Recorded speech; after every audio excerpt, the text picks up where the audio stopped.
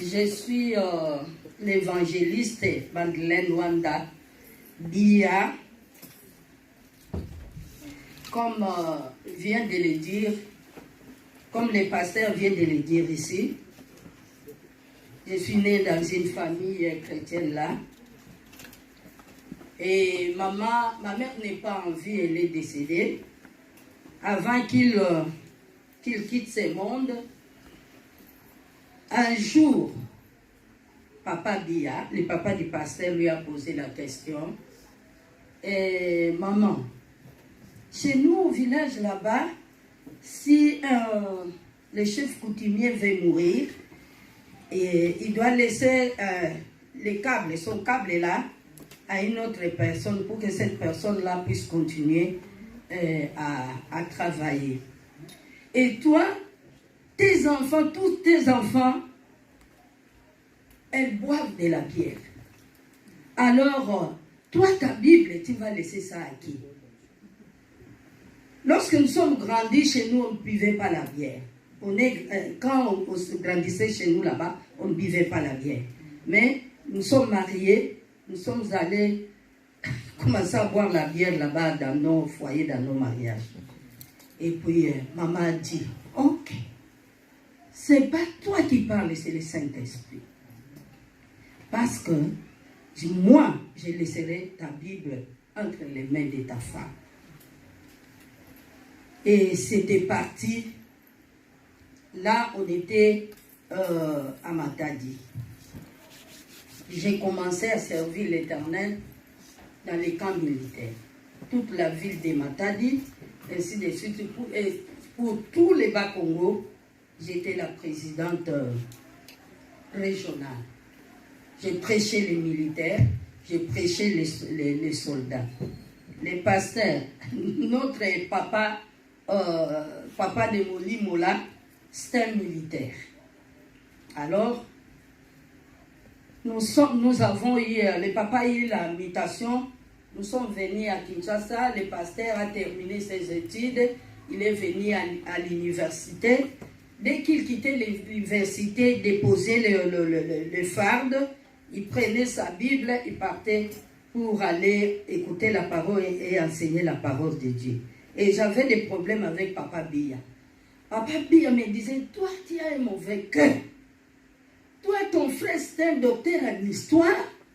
Il a étudié.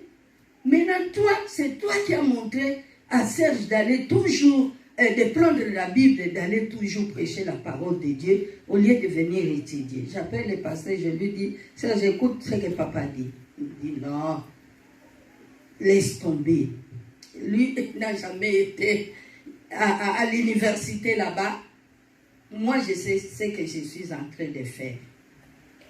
Alors, il a fallu que tous les matins, moi, Sœur Lolo, le pasteur Alain et le pasteur Serge, les pasteurs Serge nous dirigeaient, nous donnaient. Malgré moi, j'ai travaillé pendant 25 ans, mais là, il y avait un changement. Alors, les pasteurs, tous les matins, quand nous prions, ils nous donnent un devoir. Tu prends les versets, ça, tu vas lire et tu viendras nous expliquer. Alors, on faisait ça.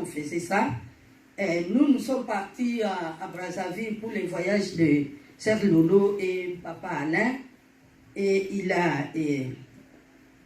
il continuait à prier. Et subitement, ses amis de Lista, le Saint-Esprit appelait tous ces amis-là de venir rejoindre le pasteur Serge. Alors, ils ont commencé à prier l'intercession.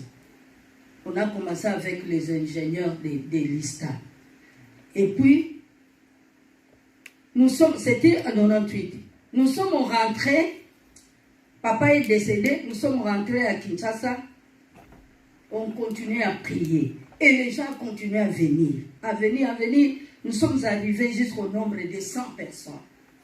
Il y a les gens qui venaient et les pasteurs qui venaient. Nous sommes venus ici pour apprendre comment est-ce que nous pouvons diriger nos groupes, nos églises. Je me suis étonnée, je me posais la question. Depuis quand Serge est devenu le pasteur pour enseigner tous les pasteurs qui abandonnent les diacres, qui abandonnent leur église pour venir ici? Nous avons fait 4 ans, on priait, on gênait. Et puis, le Seigneur nous parlait à tout moment. Le Seigneur nous parlait à tout moment. Un jour, j'ai accueilli un pasteur qu'on s'est connu à Brazzaville, quand j'étais à Brazzaville là-bas. Il fallait qu'il y a le prophète là où on priait, il m'appelle que je t'envoie les patriarches, il va partir demain à Chikapa pour son ministère. Moi, je voudrais qu'il passe la nuit là-bas. Moi, je dis, cette maison, c'est pour la maison des hommes de Dieu. Et je sors le matin j'ai préparé la table. Je l'appelle, papa, tu peux passer à la table? Non, je ne voyage plus aujourd'hui. Moi, je dis, qu'est-ce qui ne va pas? Tous les hommes de Dieu qui dorment dans cette maison, ils ont toujours eu un message. Peut-être qu'il a eu un message. Parce que là-bas, à Chikapa, il y a les gens qui l'attendent là-bas. Alors, il a fait une semaine. Nous sommes arrivés les samedis. C'était le lundi. Nous sommes arrivés les samedis. Dieu lui a dit la même nuit que c'est moi qui t'ai amené dans cette maison parce qu'il y a mon serviteur qui est ici, que tu puisses le consacrer comme pasteur missionnaire. Le pasteur a dit, moi je ne connais pas ces garçons-là, je connais sa mère. Je connais que sa mère qui est la servante de Dieu. Et il commença à prier avec ses amis. Les samedis, il ne voulait pas dire, les samedis, il voulait aller dormir vers minuit. Je le vois, il va vite vers la chambre du pasteur, il appelle le pasteur, il lui dit que Dieu m'a dit que je puisse te consacrer comme pasteur missionnaire. Et j'ai vu subitement le pasteur venir vers moi. Maman, moi je ne veux pas devenir pasteur. Moi je veux qu'on puisse rester comme ça, et prier. Tu vois, c'est un élu. On lui donne le fardeau de servir Dieu, ça fait mal. Parce qu'il sent que c'est un fardeau. Comment est-ce que je vais transporter ce fardeau?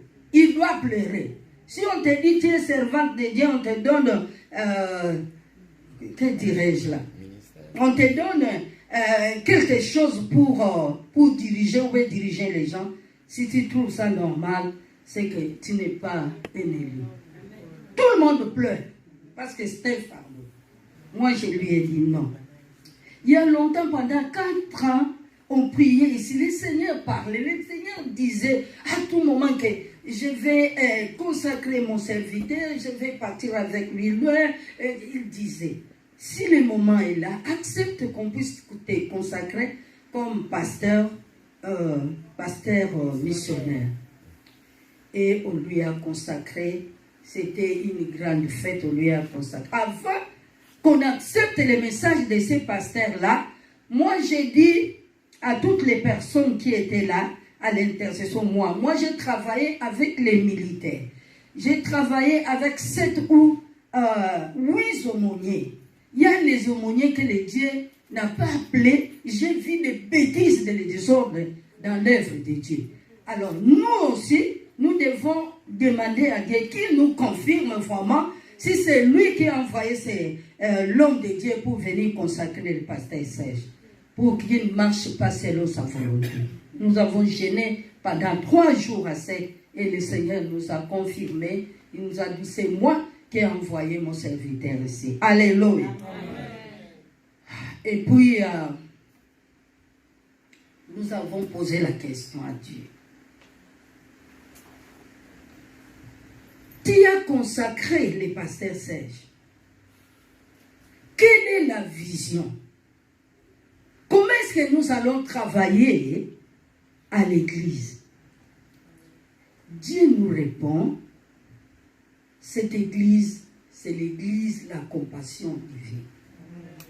après avoir prêché la parole de Dieu, je vous donne un devoir, soutenir les malades, soutenir les orphelins, les lépreux, les vieillards, ainsi de suite.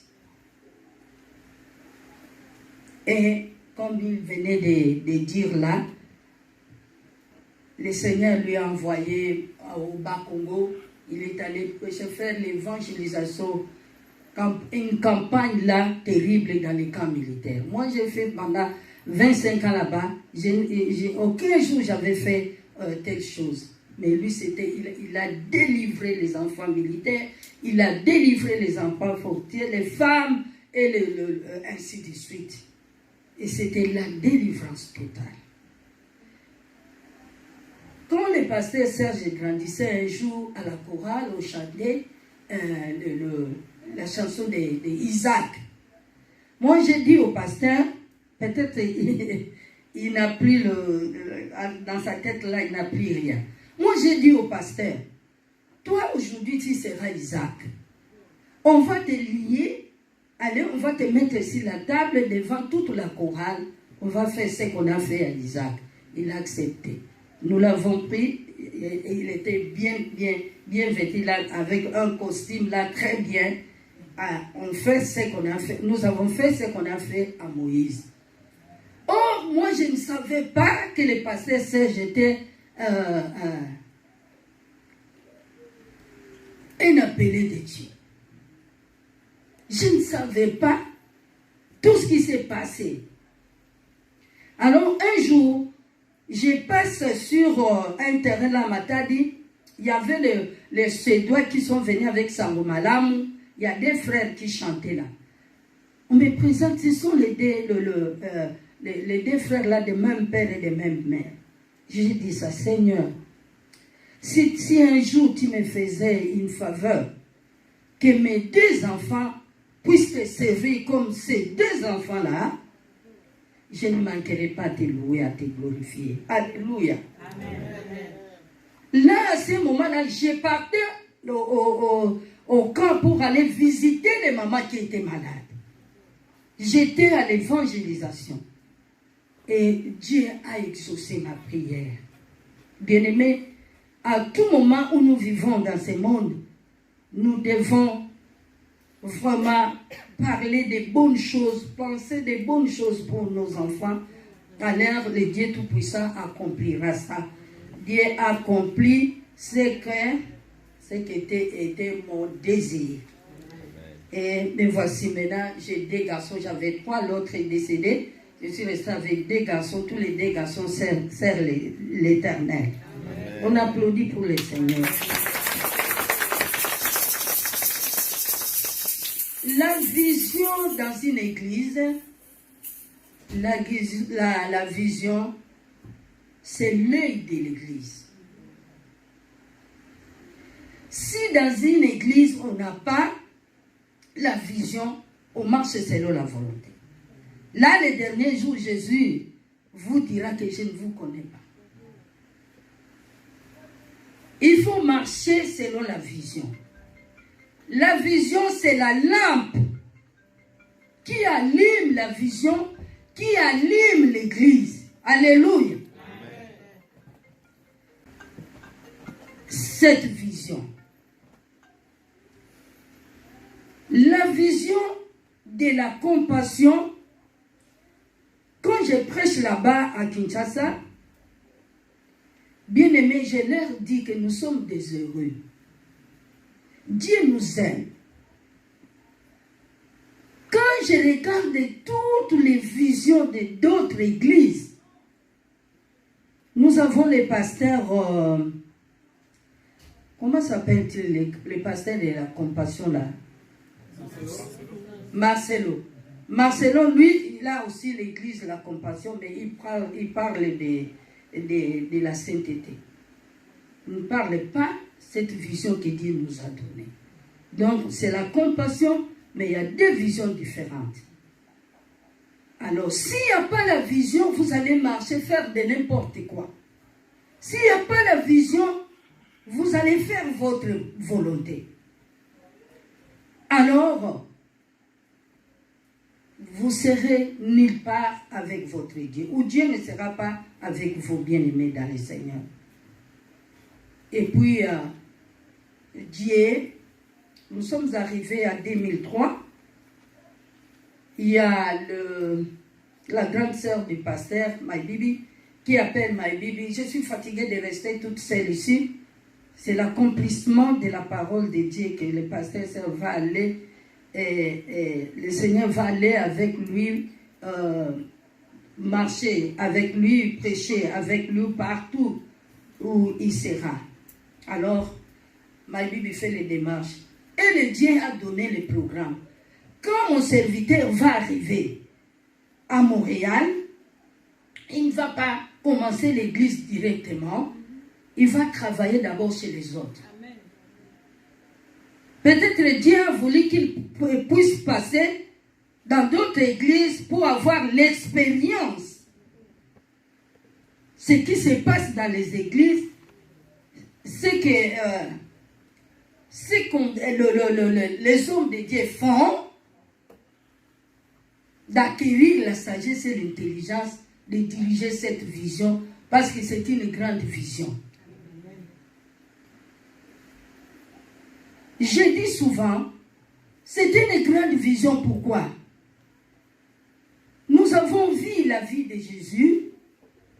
Jésus sur la terre, qu'est-ce qu'il faisait? Quand il prêchait le royaume des cieux, c'est ça qu'il faisait. Il ne passait jamais quelqu'un malade. Il ressuscitait les morts. Il bénissait les gens qui avaient besoin de bénédictions. Il avait toujours un cœur compatissant.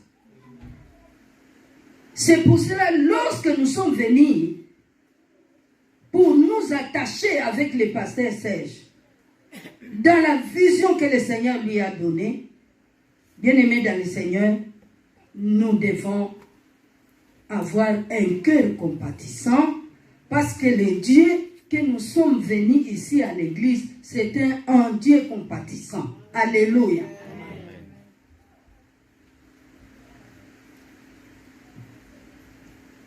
Qu'est-ce qui s'est passé pour qu'aujourd'hui on nous donne cette vision compassion? Nous savons qu'il y avait un problème au jardin d'Éden. L'homme a désobéi. Il a dérouté. Et comme Dieu a investi beaucoup de choses dans l'homme, la Bible déclare, il a dit que faisons l'homme à notre image. Il ne pouvait pas laisser l'homme qu'il descendait à tout moment au jardin d'Éden pour causer avec lui. Il avait l'amour malgré l'homme a désobéi.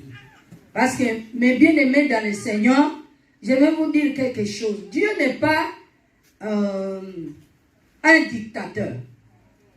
Dieu n'est pas un dictateur, c'est un libérateur. C'est pour cela, Dieu, la Bible nous dit, Dieu dit à ses enfants, je mets devant vous la vie et la mort. Alléluia. Pourquoi vous dormez? J'ai parlé trop fort. Pourquoi vous dormez? Je mets devant vous la vie et la mort. Un bon conseiller, un Dieu plein d'amour, il nous donne le conseil de suivre la vie. Je mets le mal et le bien devant vous, et il nous dit de prendre les biens.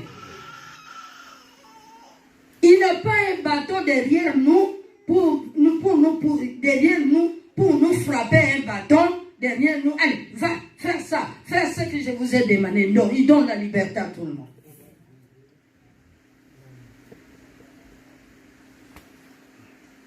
Alors, c'est pour cela, cette vision, c'est une grande vision. Que d'autres personnes n'arrivent pas à faire ça. Ici, nous ne parlons pas d'autres églises, nous parlons de notre église. Mais on peut témoigner quand même des choses qui passent dans d'autres églises. On ne peut pas avoir le cœur compatissant comme le cœur que Dieu nous demande dans cette église ou dans cette vision. Dieu, s'il a besoin de quelque chose à nous, la première chose, bien aimée, que Dieu nous demande, donne-moi ton cœur. Alléluia. Il ne nous demande pas notre argent. Il ne nous demande pas nos habits, nos maisons, ainsi de suite. Mais il demande notre cœur. Parce que la Bible déclare, toute personne qui me reçoit comme Seigneur et Sauveur, moi et mon Père, nous viendrons demeurer en lui. Ils viendront demeurer où? N'est-ce pas dans le cœur? C'est pour cela qu'en Proverbe 4, 23, on peut nous projeter? Non, il n'est pas là. Non, il n'est pas là. Proverbe 4, 23. Si quelqu'un trouve ça, on va faire un peu vite là pour... Amen. Garde ton cœur plus que toute autre chose, car de lui viennent les sources de la vie. Amen. Garde ton cœur de plus que toute autre chose, car de lui vient les sources de vie. Tout ce que nous faisons, bien aimés dans le Seigneur, c'est le cœur qui nous recommande de faire. C'est le cœur qui dit à la main d'aller faire du mal. C'est le cœur qui dit aux pieds d'aller voler, d'aller faire n'importe quoi, les contraires de Dieu. Alors, nous devons, dans notre cœur, nous devons préserver notre cœur en recevant Jésus-Christ comme notre Seigneur et Sauveur. Lui donner notre vie. Il y a le cœur qui n'a pas Jésus-Christ, s'il vous plaît. Ce cœur-là ne peut pas avoir la compassion. Ce cœur-là ne peut pas avoir l'amour. C'est un cœur qui fait toujours du mal, qui pense toujours du mal. Alors, si quelqu'un préserve bien son cœur, Jésus-Christ est dans son cœur, lui, il est à genoux devant Jésus-Christ, cet homme-là est béni. Cet homme-là est guéri. Cet homme-là, il a toutes les possibilités. Matthieu 21, 34. D'autres personnes prennent Matthieu 20, 34 et Marc 6, 34. Matthieu chapitre 20, verset 34. Je lis en nom de Seigneur Jésus-Christ. Émis de compassion, Jésus toucha leurs yeux et aussitôt ils recouvrirent la vie et les suivirent. Marc 6, 34.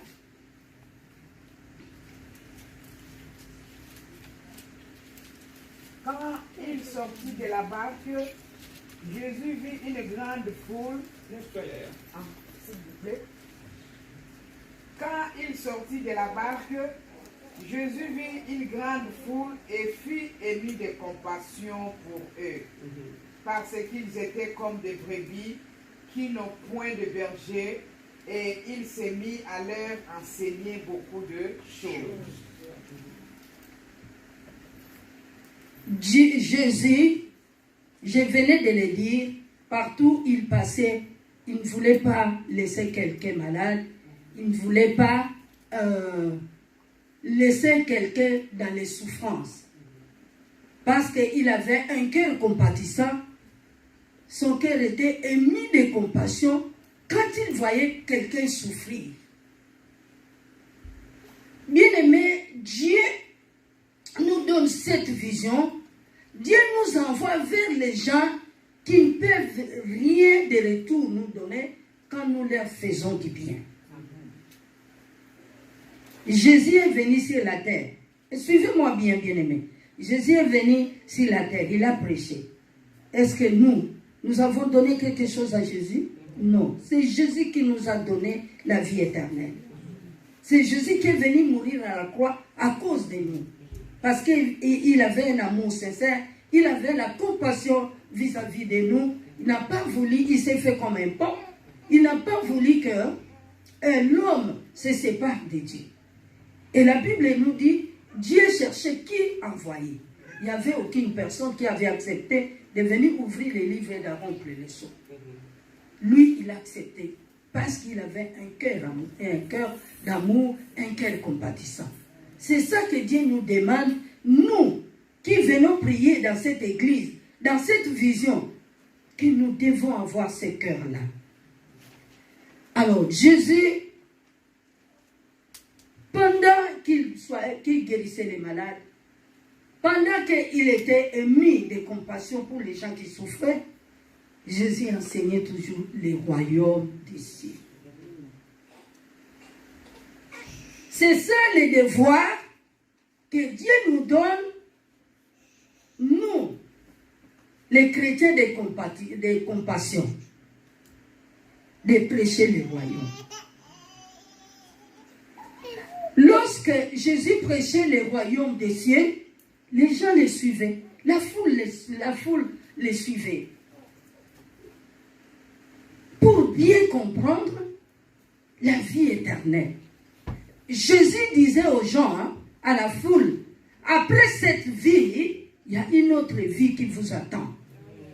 Alors, il faut se préparer pour arriver à une autre vie là qui vous attend. On se prépare comment? On se prépare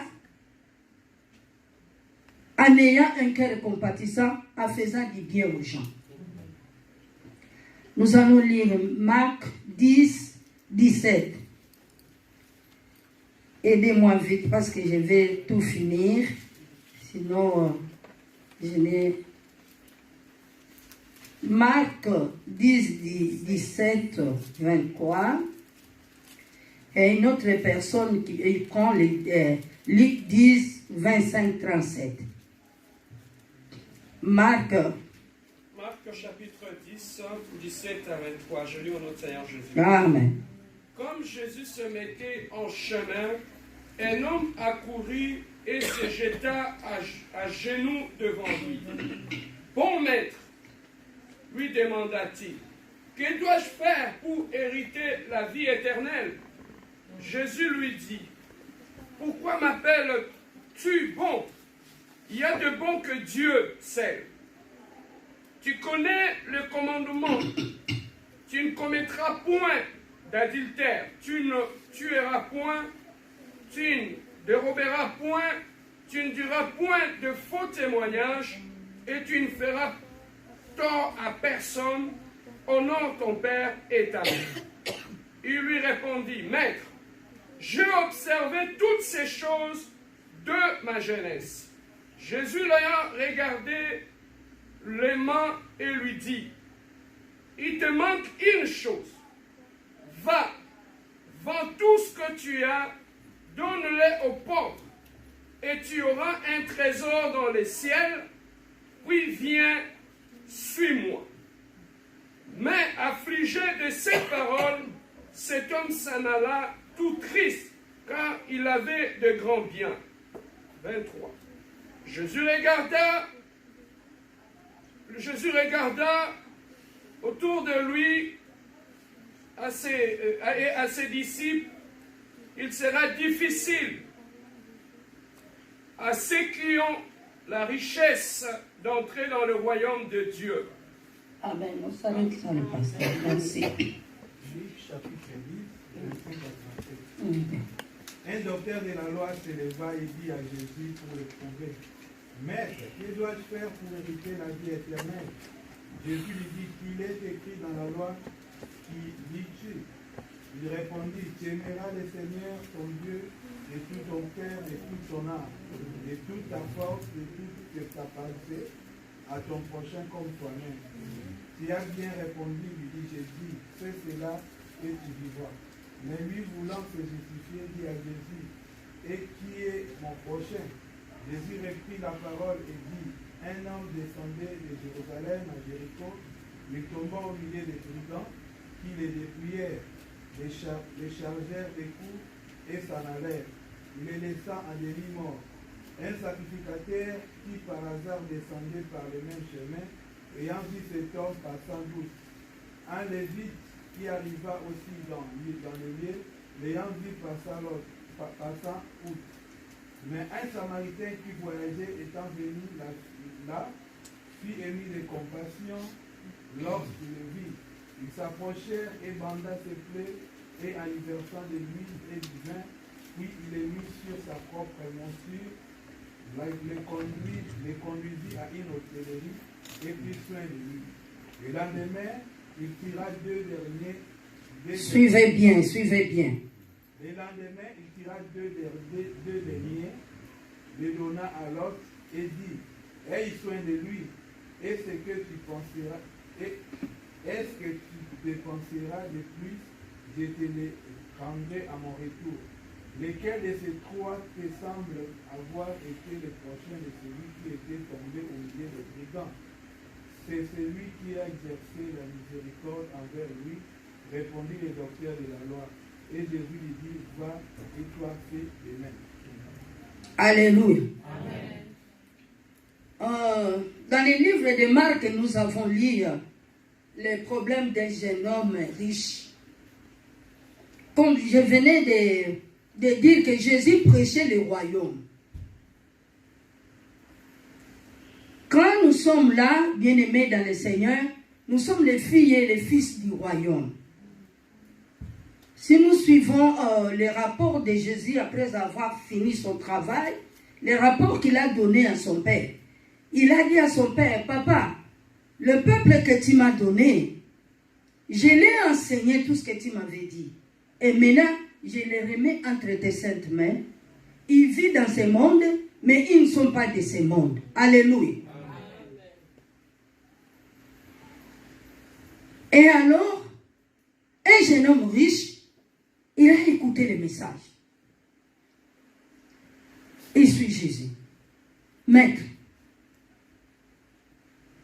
que puis-je faire pour hériter la vie éternelle? Alléluia. Amen. Jésus lui dit, tous les renseignements, toutes les lois de Moïse, ce qu'on venait de lire là, est-ce que vous obéissez à ça? Il répond à Jésus, oui, depuis ma jeunesse. Ok. Deuxième chose, si tu veux me suivre, prends tout ce que tu as, va donner aux pauvres un cœur compatissant au service d'un Dieu compatissant. Et tu trouveras la richesse dans les cieux. Et suis-moi. Alléluia. Amen. Qui, à ce moment ici parmi nous, on peut lui demander, hein, donne-moi, prends ta voiture, vends ça, et va donner aux prisonniers. On avait fait cet exercice à la maison là-bas. Il y a un de mes enfants qui a dit, hey, ma belle voiture, je ne saurais pas donner ça. Alléluia. C'est pas facile, hein? Un cœur compatissant au service des biens compatissants. Si Jésus a réussi que son Père l'élève là, parce qu'à cause de ce cœur compatissant, à cause de cet amour qu'il avait vers les gens, la Bible dit, lorsque Jésus a regardé ce jeune homme, il l'aima. Il croyait avoir quelque chose en lui. Il avait la richesse, il avait tout. Mais il y a quelque chose qui lui manquait. La compassion. Si tu n'as pas un cœur compatissant, si tu n'as pas la compassion, bien-aimé dans le Seigneur, tu ne verras pas la gloire de Dieu. Si nous regardons, bien-aimé, ce qui se passe dans ce monde, ce qui se passe dans les couples, ce qui se passe dans les mariages, moi, bien-aimé, ça me fait tellement mal.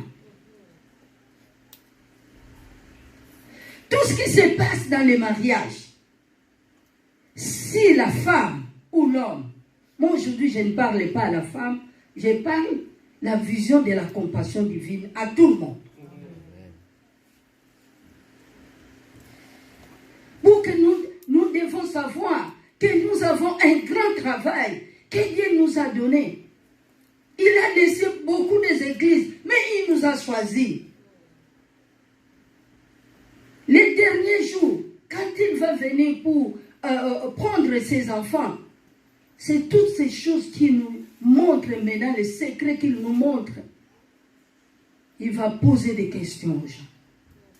Alors nous sommes déjà prévenus que nous devons faire pour entrer au ciel, pour avoir la vie éternelle. Nous devons avoir un cœur compatissant, pas faire du mal avec des gens. Bien aimé, comment se fait-il? Surtout nous les pasteurs. Il faut faire attention quand quelqu'un vient te parler son problème. Il faut bien écouter, sinon on va te prendre un pasteur aventurier. Une femme, son mari, fait les démarches. Il fait les démarches. Les démarches, c'est fini. La fille ou bien la femme arrivée à l'aéroport, il y a un autre homme qui l'attend. Alléluia. L'homme commence à poser des questions. Mais tu vas où? Tu vas où? Mais tu vas où? Oh, après. Quelqu'un qui peut avoir un cœur compatissant, est-ce qu'il peut faire des choses comme ça? Et cette personne-là, quand il vient vers les pasteurs, si tu ne lui demandes pas bien pour la profondeur de son problème, on va t'appeler un pasteur aventurier. Si vraiment un homme ou une femme, disons, parce que ça se passe toujours chez les femmes. Les hommes aussi ont des erreurs. Mais ce que les femmes font, c'est plus. Alléluia. Amen. Si une femme a un cœur compatissant, suivez-moi bien, bien aimé dans le Seigneur. Il ne peut pas arracher les enfants à son mari. Il ne peut pas priver les enfants à son mari. Les sangs de son mari. La sémence de son mari. Même si elle a un problème avec son mari, elle ne peut pas arracher les enfants. Alléluia. Amen. Il ne peut pas détruire son mari, le père de ses enfants. Si tu ne veux pas rester avec le mari, parce que tu veux rester une femme libre, pour avoir l'argent des enfants, Oui. vraiment, cette femme-là, c'est une malheureuse. Oui, sorcière. Sorcière. Oui. Alléluia. Amen. C'est la vérité, parce que la femme ne peut pas avoir un cœur comme ça. Hein? Ça me fait mal tellement. Hier, on nous a dit que quelqu'un, il a divorcé avec sa femme, il a fui pour donner l'argent de... Qu'est-ce qu'on appelle ça? Pension alimentaire. Il est venu ici, il a fait une crise cardiaque, il est mort comme ça. Et la femme n'aime pas voir l'homme à ses yeux. Si vous avez déjà fait des enfants, si ça ne va pas de continuer, séparez-vous parce que les enfants sont là. Il ne faut pas maltraiter l'autre. Bien aimé, tout ce que nous faisons ici, toutes ces choses ici passeront. Ce sont les œuvres qui seront derrière nous. Amen.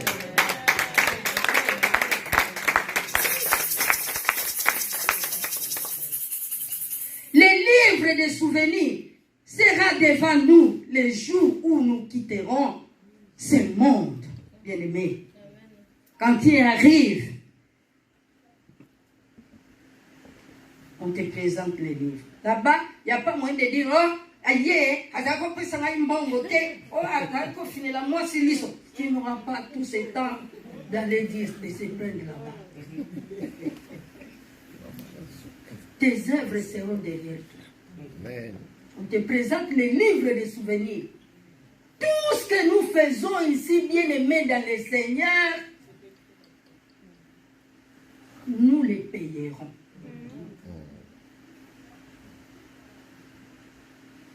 tu es gang, ces œuvres-là qui vont t'indiquer là où il faut partir. À gauche, à droite, si tes œuvres sont bonnes, tu avais un cœur compatissant, tu pardonnais, tu avais l'amour des gens, allez, on vient avec une robe de gloire, on t'habille. Les anges te transportent et tu vas rester à côté de Jésus. Toi qui es gang,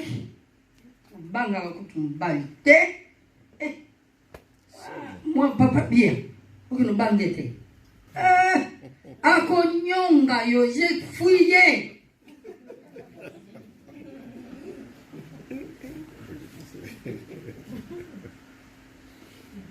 Je me suis mariée à l'âge de 16 ans. C'est il qui m'a éduquée. L'éducation que j'ai maintenant, j'ai appris ça chez lui. Bien aimé, vous jouez avec les hommes. Hein? Une femme qui a un cœur compatissant ne peut pas détruire son mari, même s'il y a des problèmes. On se sépare bonnement.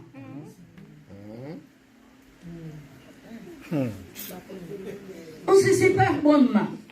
Toi aussi, l'homme, si tu fais du mal à ta femme, c'est un homme qui a un cœur compatissant. Comme la Bible nous dit, l'homme doit aimer sa femme, tu dois aimer ta femme.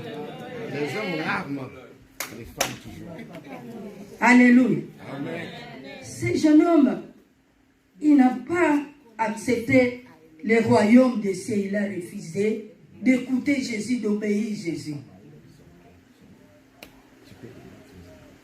Alléluia. Amen.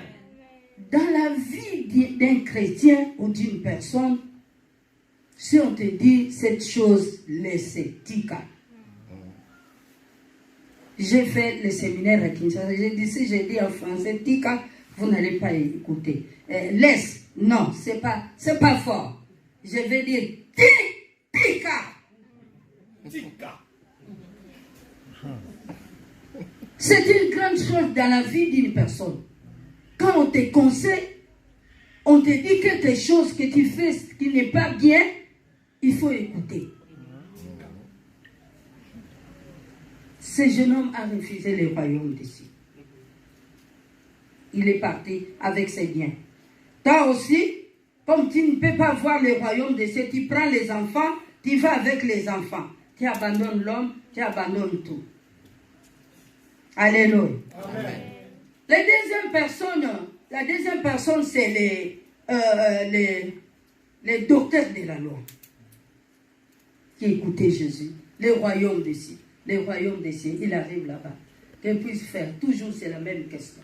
Que puisse faire pour hériter la vie éternelle? Jésus lui dit, Jésus lui parle, mais il voulait insister. Jésus dit que il y avait un brigand, il y avait un homme qui a été tabassé par les brigands, et les trois autres là qui connaissaient Jésus, qui n'avaient pas un cœur compatissant, ils ont passé. Mais le bon Samaritain est venu, il a secondé cet homme-là. Il est parti, il a pris son âne, je ne sais pas si c'est quoi. Alors, il l'amène à l'hôpital, il paye son argent.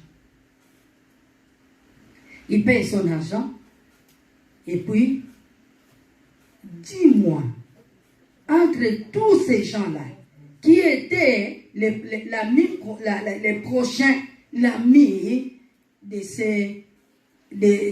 cet homme. Alléluia. Amen.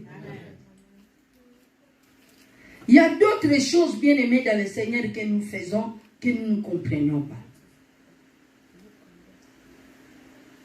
La vie éternelle. Jésus est venu mourir à la croix pour nous. Alors, tout ce que Jésus a fait pour nous, Jésus est notre modèle. Il avait un cœur compatissant, il pardonnait, il avait l'amour. Nous devons avoir ce cœur-là. Nous qui prions dans l'église, la compassion. Applaudissons d'abord pour nous-mêmes.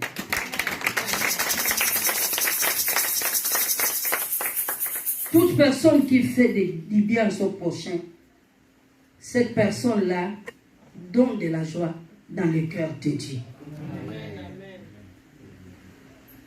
Alors, bien-aimés dans le Seigneur, nous devons faire du bien. Nous devons avoir un cœur compatissant. Un jour, j'étais malade. Je prenais les médicaments, mais ça n'allait pas. Je me suis agenouillée, j'ai posé la question. Tu m'as donné une charge de conduire les femmes militaires et les policiers.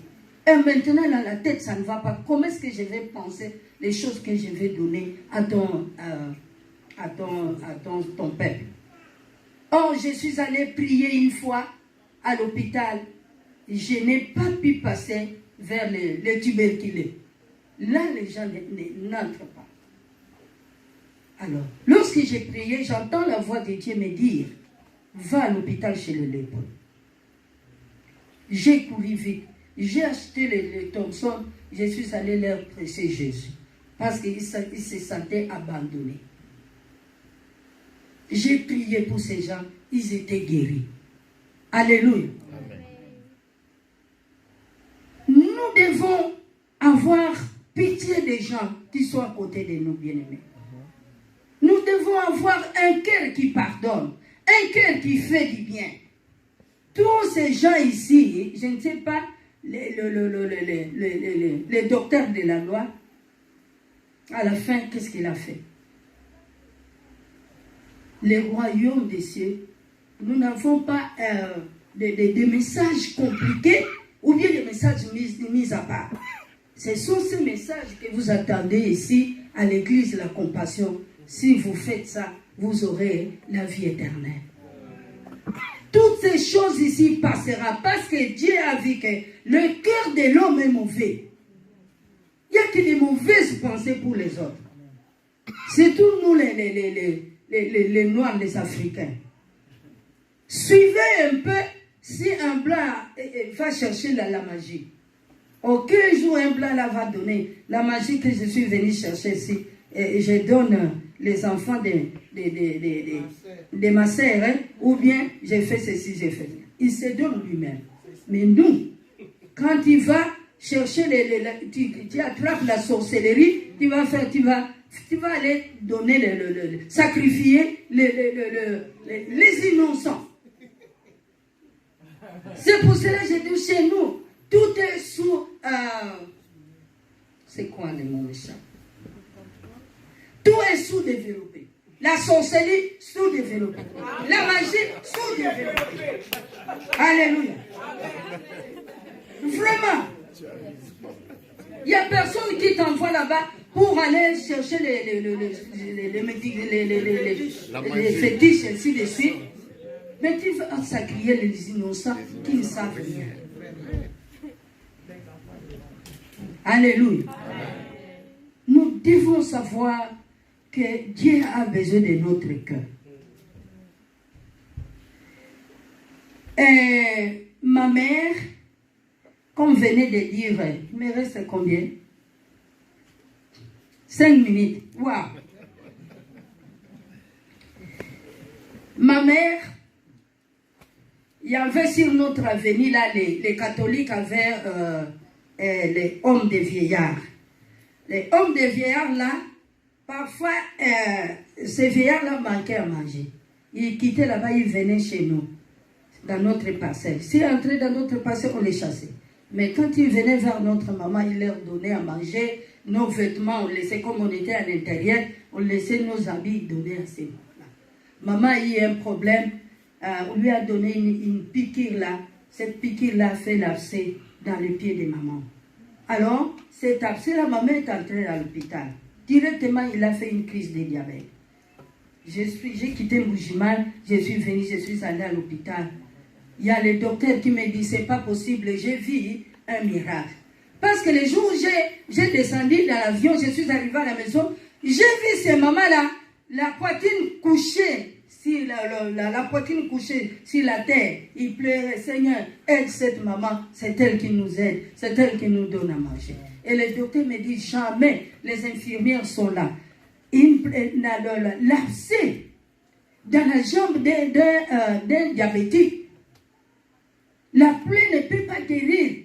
Ça ne guérit pas vite ou bien on coupe la jambe, n'est-ce pas les infirmières? Mais cette maman, dans 5 jours, la plaie était guérie. Elle est sortie de l'hôpital. Un cœur compatissant au service des cœurs compatissants. Et là, vous allez aller lire à la maison les problèmes des rites.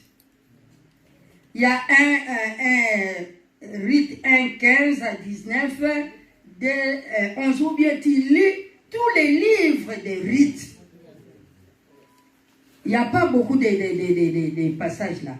Lis tous ces livres-là des rites, tu vas savoir qu'est-ce que... Parce que mon thème était la récompense d'un cœur compatissant. Lorsque nous avons un cœur compatissant, Dieu nous paye. Nous aurons la vie éternelle. Je dis et je répète, nous aurons la vie éternelle. Il ne faut pas vouloir de rester ici, aller dans l'affaire, rester souffrir ici. Il faut accepter aller au ciel en faisant ce que Dieu nous demande. Amen. Il faut vous pardonner. Je vois Ruth, nous connaissons son histoire.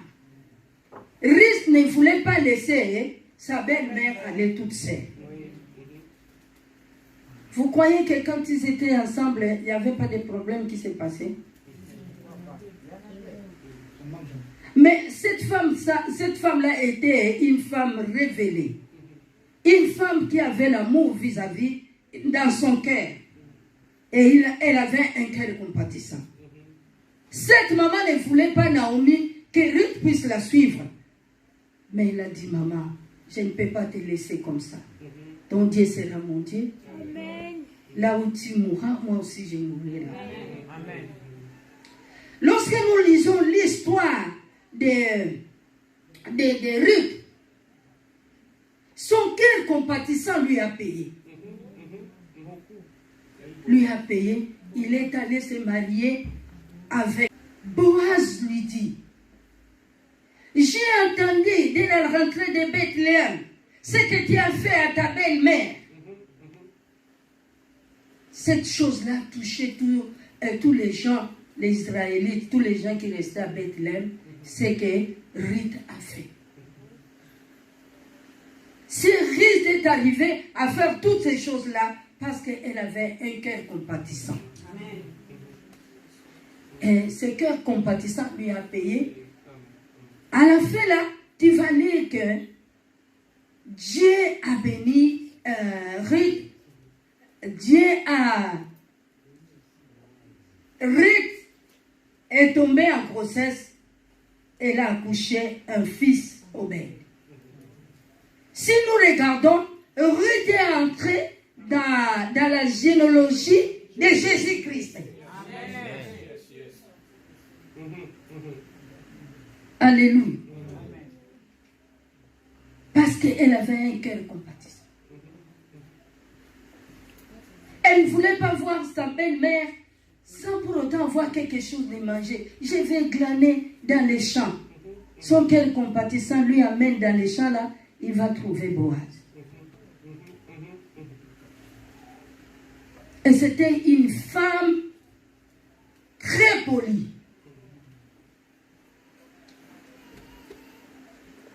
Boaz l'appelle, l'invite à venir glaner dans le champ où ses serviteurs prenaient la semence là. Il a dit, merci mon Seigneur. Est-ce que nos mamans d'aujourd'hui, peuvent appeler leur mari mon Seigneur? Non. Je ne crois pas.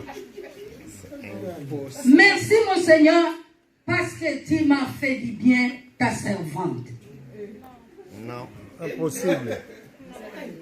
Impossible. Ne joue pas avec moi, parce que le matin, après yo benga mo memenga na poto, na ngaki ya na ndenge na ngai, parce que ngate poto mo ngolo banini. Tu es malheureuse, tu es maudite. Parce que tu n'es pas reconnaissant à cette personne-là qui t'a fait du bien, qui t'a donné des enfants, qui te donne de l'argent, qui te fait du bien. Alléluia. Amen. L'argent va rester. Le plaisir de ce monde ici va rester. Il y a une vie qui nous attend. La vie éternelle. Là où nous serons couronnés. Amen. Alléluia. Amen. Est-ce que vous êtes d'accord avec moi? Oui.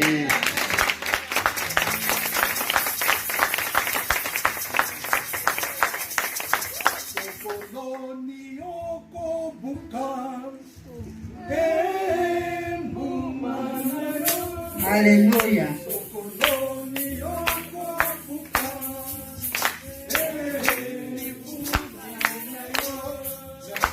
Alléluia. Pour terminer, la récompense de la compassion, nous allons trouver cette récompense-là dans Psaume 41, 1 à 4. Je peux même citer ça. Alléluia. Amen.